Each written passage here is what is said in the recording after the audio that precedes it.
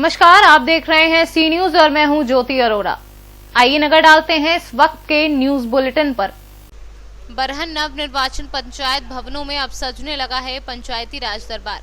बुधवार को ब्लॉक प्रमुख संघ के जिलाध्यक्ष एवं खंदौली ब्लॉक प्रमुख जगवीर सिंह ने तमाचगढ़ में बने पंचायत भवन का फीता काटकर उद्घाटन किया। इस अवसर पर ग्रामीण लोग भी उपस्थित रहे। ब्लॉक प्रमुख जगवीर सिंह तोमर ने कहा कि पंचायत भवन के शुरू होने से क्षेत्र के लोगों को अब काफी सुविधा मिलेगी। जनता को अब विकासखंड कार्यालय का चक्कर नहीं काटना पड़ेगा। आगरा से सी न्यूज संवाददाता विष्णु बघेल की रिपोर्ट। आजमगढ़ में घर में घुसकर परिजनों के मारपीट व महिला के साथ अशोभनीय हरकत करने वाले अभियुक्त को पुलिस ने किया गिरफ्तार। आजमगढ़ से सी न्यूज संवाददाता सीबी भास्कर की रिपोर्ट। उपायुक्त ने कानाचट्टी प्रखंड स्थित सामुदायिक स्वास्थ्य केंद्र एवं प्रखंड कार्यालय का औचक निरीक्षण किया। सामुदायिक स्वास्थ्य केंद्र पहुंचे उन्होंने प्राथमिक उपचार हेतु स्वास्थ्य व्यवस्थाओं की पूर्ण जानकारी उपस्थित स्वास्थ्य कर्मियों से ली। दवा की उपलब्धता, डॉक्टर, स्वास्थ्य कर्मियों की उपस्थिति समेत अन्य की भी जानकारी प्राप्त की। उपायुक्त ने कोविड-19 के मद्देनजर सामुदायिक स्वास्थ्य केंद्र पर साफ सफाई का खास ख्याल रखने एवं सोशल डिस्टेंसिंग का पूर्ण रूप से पालन हेतु आवश्यक निर्देश दिए। चतरा से सी न्यूज संवाददाता शाफाद अंसारी की रिपोर्ट। थाना खामपार क्षेत्रांतर्गत ग्राम बहलोलवा में एक नवयुवक द्वारा एक दूसरे नवयुवक को गोली मार दी गई, जिसकी इलाज के दौरान भाटमार रानी पीएचसी में मृत्यु हो गई। जबकि गोली मारने वाले अभियुक्त ने भी घटनास्थल से कुछ दूर सड़क पर अपने आप को भी गोली मार ली, जिससे उसकी भी मौके पर मौत हो गई। उक्त घटना के संबंध में पुलिस अधीक्षक देवरिया डॉक्टर श्रीपति मिश्रा द्वारा मई फोर्स घटनास्थल का निरीक्षण किया गया एवं वहां उपस्थित अपर पुलिस अधीक्षक शिशुपाल एवं थानाध्यक्ष खामपार को अग्रिम कार्यवाही हेतु उचित दिशा निर्देश दिए गए।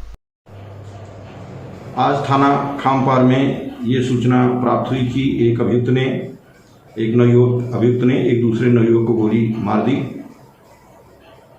और इस संबंध में प्राप्त सूचना के अनुसार मौके का घटनास्थल का निरीक्षण मेरे द्वारा अपर पुलिस अधीक्षक द्वारा किया गया। तो ये पता चला कि एक नवयुवक अपने बगल के गांव की नवयुवती से उसके संबंध थे और दोनों ने पिछले वर्ष 2019 में कोर्ट मैरिज करके पति पत्नी के रूप में दिल्ली में रह रहे थे। कुछ दिन बाद वहाँ से ये दोनों वापस गांव में आए और यहाँ इनके बीच में कुछ नाइतफाकी हो गई। उसी क्रम में आज नवयुवक अपनी पत्नी से मिलने के लिए उसके गांव आया, बगल का ही गांव है, और बातचीत के दौरान उसने उस लड़की पर फायर कर दिया, किंतु मिस फायर हो जाने की वजह से वो बाल बच गई। उसके चिल्लाने पर गांव के कुछ लोग इस लड़के को दौड़े पकड़ने के लिए और करीब 300-400 मीटर आगे जाने के बाद जब बहुत क्लोज रेंज में एक लड़का आ गया तो इसने पलट कर उसको फायर कर दिया और वो लड़का भी मौके पर उसको पेट में गोली लगी, जिसे अस्पताल भाटपार रानी ले जाया गया, जहां इलाज के दौरान उसकी डेथ हो गई। जब इस लड़के को चारों तरफ पब्लिक ने घेर लिया तो इसने कनपटी पे पिस्टल लगा करके फायर कर दिया और ये भी इसके सिर में गोली लगी और ये वहीं मौके पर ढेर हो गया। इस संबंध में थाना खामपार पर विधिक कार्रवाई कराई जा रही है। देवरिया से सी न्यूज संवाददाता दुर्गेश जायसवाल की रिपोर्ट। लंबुआ कस्बे में 2 सगे भाइयों के कोरोना पॉजिटिव पाए जाने के बाद एसडीएम विदेश कुमार के निर्देश पर लंबुआ में सभी प्रकार के व्यापारिक प्रतिष्ठान बंद करा दिए गए हैं और रास्तों को सील कर दिया गया है। कोरोना पॉजिटिव पाए गए दोनों सगे भाई मूल रूप से कोयरीपुर के निवासी हैं। कस्बे में राम दरबार मंदिर के पास इनका घर बना है, वहीं पर निवास करते थे। अब हाल ही में व्यवसाय के सिलसिले में दोनों भाई दिल्ली गए हुए थे। वहां से वापस लौटने के बाद इनका सैंपल जांच के लिए भेजा गया था। सोमवार को जांच रिपोर्ट आने के बाद पता चला कि दोनों भाई कोरोना पॉजिटिव हैं। जैसे ही प्रशासन को सूचना मिली वैसे ही हड़कंप मच गया और पुलिस प्रशासन के लोग सुबह से ही व्यापारिक प्रतिष्ठान बंद करने के लिए माइक से अनाउंस करना शुरू कर दिए हैं।